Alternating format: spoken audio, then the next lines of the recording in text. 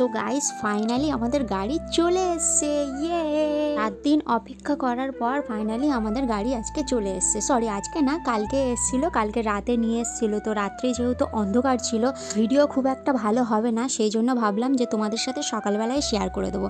তো বন্ধুরা এই গাড়ির কালারটা দেখো, কালারটা জাস্ট ওয়াও ওয়াও ওয়াও।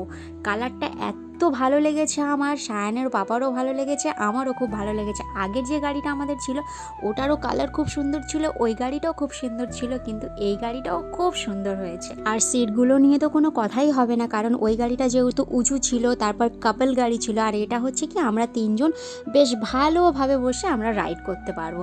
তো যাক, একদিক দিয়ে ভালোই আমাদের হলো যে এবার আমরা অনেক দূর দূর রাইড করতে পারবো, আমাদের কোনো অসুবিধা হবে না, না সায়ানের পাপার চালাতে অসুবিধা হবে, না আমাদের বসতে অসুবিধা হবে, কারণ এই সিটগুলো হয়েছে খুব সুন্দর। কদিন আমাদের কাছে গাড়ি ছিল না, এত পরিমাণে অসুবিধা হয়েছে কি বলবো, কোথাও যেতেই পারছিলাম না। তো যাক, আমাদের এবার গাড়ি চলে এসছে, আর কোনো অসুবিধা হবে না। এবার আমরা অনেক জায়গায় যেতে পারবো, অনেক ভিডিও তোমাদের সাথে শেয়ার করতে পারবো।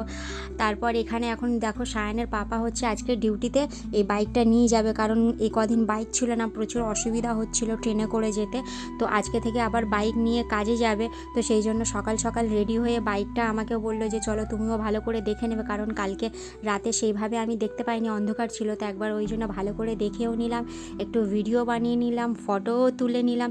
তো এবার সায়ানের পাপা হচ্ছে ডিউটিতে বেরিয়ে যাবে। এবার দেখো আমাদের সায়ানও চলে এসছে। সায়ানের পাপা বললো ওকে একটু বসিয়ে নিই, কারণ নতুন বাইকে ওকে এখনও বসানো হয়নি, আমিও একবারও বসিনি এখনও কালকে থেকে।